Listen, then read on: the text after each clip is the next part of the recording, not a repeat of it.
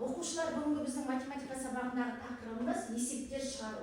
Бүгінгі сабақта біздің мақсатымыз 3-4 амалмен шығарылатын есептерді модельдеу және тиімді тәсілді анықтау. Шамалар арасында тәуелділікке берілген есептерді шығару. Бүгін біз сабағымызда осы мақсаттар бойынша жұмыс жасаймыз.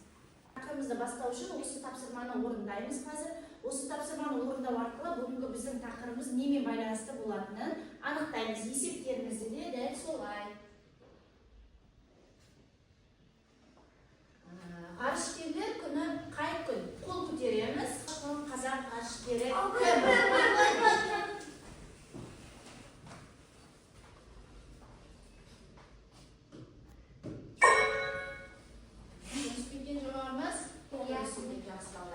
Біздің сөйлеміміз бағалау парақшасы арқылы бүгін 10 балдық жүйемен бағаланасыңдар. Әр тапсырмада алған ұпайларымды осыған белгілеп отырамыз. Жақсы ма? Ұмытпаймыз белгілеуді, бағалауды. Мен сіздерге тапсырманың барысын түсіндіремін. Бірінші есепті барлығымыз бірге шығарамыз. Жақсы ма? Барлығымыз дәптерімізді ашайық, күннің жабын жазайық. Есепті тиімді тәсілмен шығару, солай ма? Тиімді тәсілмен.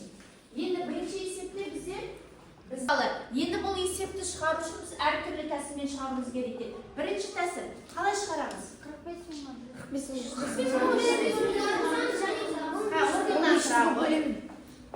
Бірінші 105 мың 45 мыңды қосып 1500-ге бөлеміз. 105 мың 45 мың жаза ғой. Бірінші тәсіл. Ал екінші тәсілді кім ойлады? Мың 500-ге бөлеміз, сосын 105 мыңды 1500-ге бөлеміз, сосын екеуінен шыққан санды қосамыз. Дұрыс айтасың. Кел. Екінші тәсілді мына тақтаға көрсете қойсен. Балалар, бізде бұл есепті неше тәсілмен шығарды? Екі тәсілмен шығарды. Солай ма?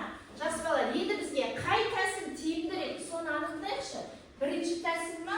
Екінші тәсіл тиімді ма? Бірінші тәсіл тиімді. Неліктен бірінші тәсіл тиімді?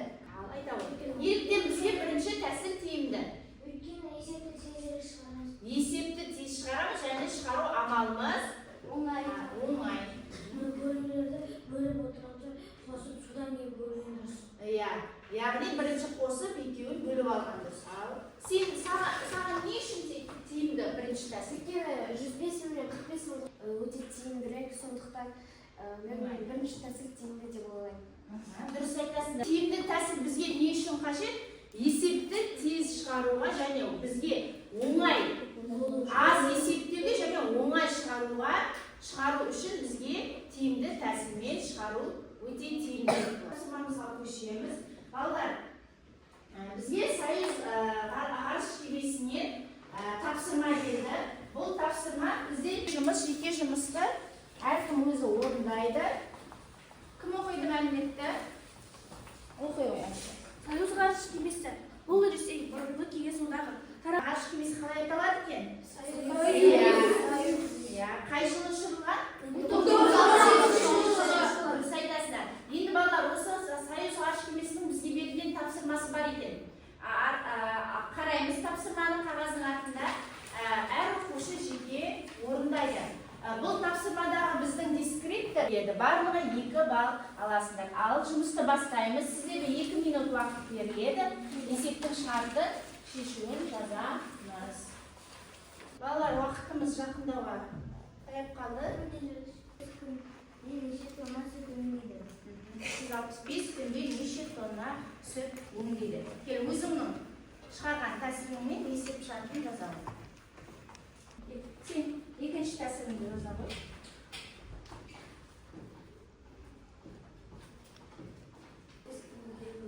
Нәтижесінде? Нәтижесінде менде 29 тонна сүт. Жақсы, балалар, жауабы сіздермен бірге сәйкес па? Кімде 29.200 шықты? Қандай тәсілмен шығарды? Бірінші тәсілмен бе, әлде екінші тәсілмен ба? Бірінші тәсілмен шығарғанда қолдарыңызды көтерейікші. Бірінші тәсілмен шығарғанда 4, 6 оқушы. Бірінші тәсілмен неше? 8 оқушы. Ал мына tәсілмен кім шығарды? Сіздерге қай тәсіл ыңғайлы болды? Қай тәсіл? Айзеренің ба? Айзеренің және Мерейдің тапсырмалары екеуі де екі түрлі тәсілмен шығарған, солай ма? Мерей өзіңнің тәсіліңді оқу ғой. Есепті дұрыс шығарған оқушылар өзіміздің ұпайымызды қойып отырамыз.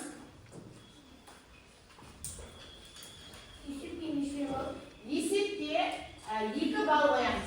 Дұрыс, барлығымызда дұрыс шыққан кімде қате шықты? Екінші жолында қате шықты. Тағы кімде қате шықты? Қате шыққан болса 1 балл, ал барлығы дұрыс болса 2 балл. Бағалап алдық па балалар? Келесі балалар бізде жұптық жұмыс. Жұптық жұмыста бізде ғарыш айлағынан зымыраннан тапсырма келді. Бұл тапсырмада жұппен бірге жұмыс жасаймыз. Галерея алаңы әдісі. Барлығымыз жан-жағымызда тұрған жарларды есепті көріп отырмыз, солай ма? Әр жұп сол есепке барып, сол жерден өздеріне берген есепті шығарады. Бұл тапсырмада біздің алатын балымыз 2 балл, яғни сызба арқылы есепті модельдейсіңдер. Түсінікті ғой? Шартын сызба арқылы бересіңдер, сол бойынша модельдейсіңдер. Бұл сызба сызғандарыңыз үшін 1 балл, есепті шығарғандарыңыз үшін 1 балл. Бұл зымыраннан келген жаңа мағлұмат бізде алғаш зымыранды құрастырған Роберт Гардер. Ұшырылған уақыты 16 наурыз 1926 жыл екен. Осы мәліметті өзіміздің есте сақтап аламыз. Жақсы. Онымызда қолыңызға ручкамызды аламыз.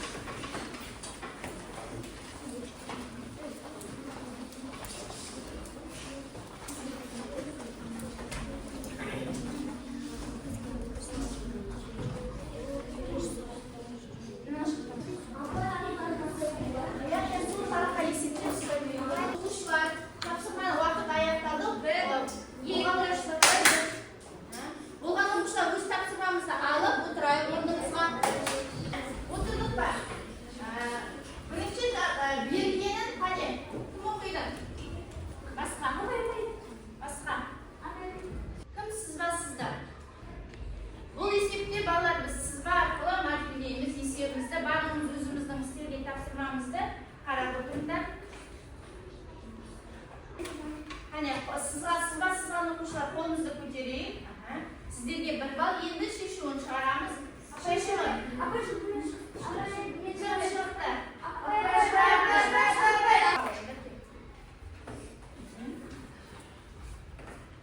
Тексереміз.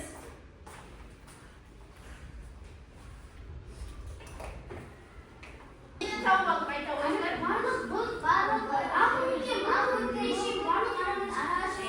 Барлық ара қашықтықты тауып алдық. Барлық ара қашықтық бізде қанша екен? 300. Барлығымызда шықты ма солай? Енді екінші нені дәл осы тәсілмен шығардық па есепті?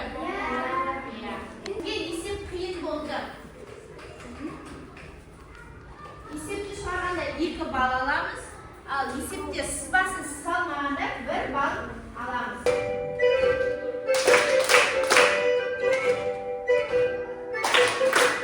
Оқушылар, келесі кезекте бізде топтық жұмысымызға көшейік. Алған ұпайларымызды белгілеуді ұмытпаймыз, жақсы ма? Бізде топтық жұмыс келесі топ болып жұмыс атқарамыз. Бізде 4 топ болады. Бәріміз топтық жұмыста бірігіп жұмыс жасаймыз. Есепте бізде шарты берілген. Бұл есепте сіздерге 3 балл беріледі. Есептің шешімін жауабы нақты жазамыз, жақсы ма? Ал бастаймыз.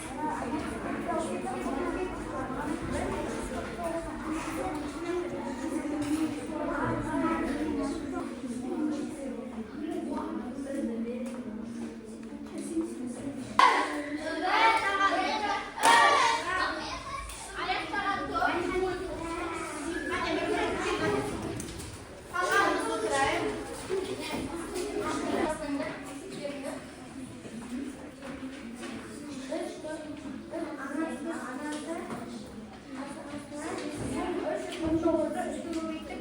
Иә. Тыңдаймыз. 447 шықты. 1675 Тексеріп отырамыз. 1675-ті 8-3 көбейттік. 8-325 шықты. 405-ті тағы Балалар 8044 теңге жұмсады. Әжесін қайтып айтқанбыз. Ал енді сонда біз анасы мен әжесін азайтамыз. Сол кезде бізде қанша теңге үнемдеді сіздерде? Қанша теңге үнемдеді? 1838 теңге үнемдеді. Кімде бұл 838 шықты? бізде дегеніміз әжесінде 8034 теңге. 8044 иә. 10 артық болды солай ма? Жақсы балалар. Енді сіздерге бірінші 2 балдан беріледі. Яғни шешу жауабы дұрыс шыққан жоқ. Бірақ есепті шығару жолдары дұрыс. Бірақ мәні дұрыс шыққан жоқ. Солай ма? 2 балдан белгілеп алыңдар. Әр топ 2 балл. Өз ұпайларымызды бағалау парақшамызға белгілеп аламыз. Бұл жерде сіздерде есептің жауабы қате шықты. Сол үшін 1 балдарың келмейді, 2 балл белгілейміз. Келесі балдар бізде бекіту, яғни осы сабақта алған өз білімдерімізді қорытындылаймыз. Бұл платформада Printers платформасы арқылы біз қазір 4 сұрақтан тұратын тест орындаймыз. Өзіміздің дұрыс жауабымызды қолымыздан қағазбен көтеріп көрсетеміз. Бізде бірінші сұрақ оқиық.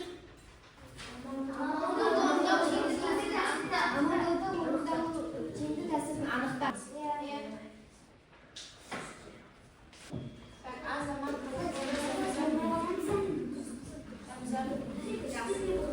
Аяқтар. Сұрақтарға. Бізде екінші сұрақта 90% оқушы дұрыс жауап берген. Үшінші сұрақ 52. Барлық сұраққа Айжұлдыз, Айзере, Зәмзәм, Мерлан, Шерхан, Уалихан, Сұлу, Ертай. 2 балдарны белгілейміз.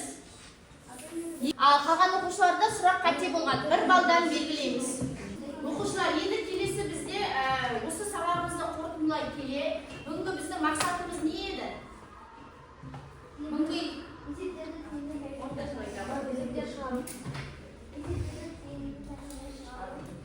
Есептерді тиімді тәсілмен шығару. Тиімді тәсілмен шығара дегенбіз, қане бар есепті оңай шығару. Яғни өзімізге тиімді болған тәсілдермен шығарамыз, солай ма? Не үшін қажет бізге тиімді тәсіл тағы да? Тез шығару үшін сосын.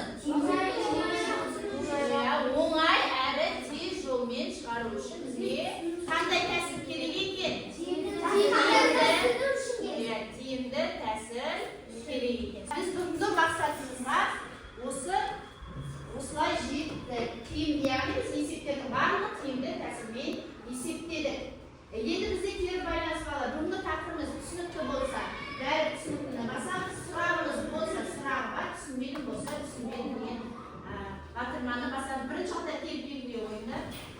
Тиімді тәсілмен шығару, яғни есептерді модельдеу, сызбамен модельдеу бойынша есептер шығару. Яғни біздің кімде сұрақ бар? Осы тақырып барлығымызға түсінікті ма? Кімнің ойында қалған сұрақ бар? Біздің бағалау парақшамызда бағаларымызды қарайық.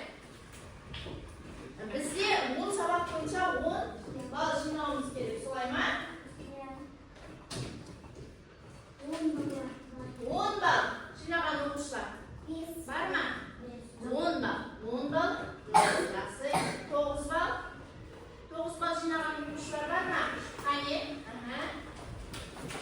9 балл. 4, 5, 6, 7 оқушы ма? 7 оқушы жарайсыңдар. 8 балл жинаған оқушылар бар ма? 4, 6,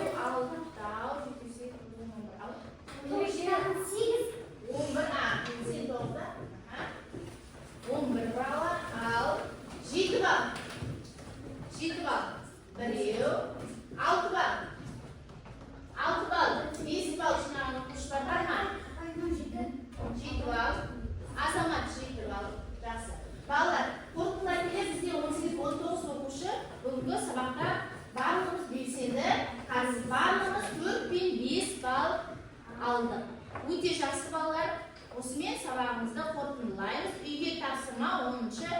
тапсырманы үйге аламыз.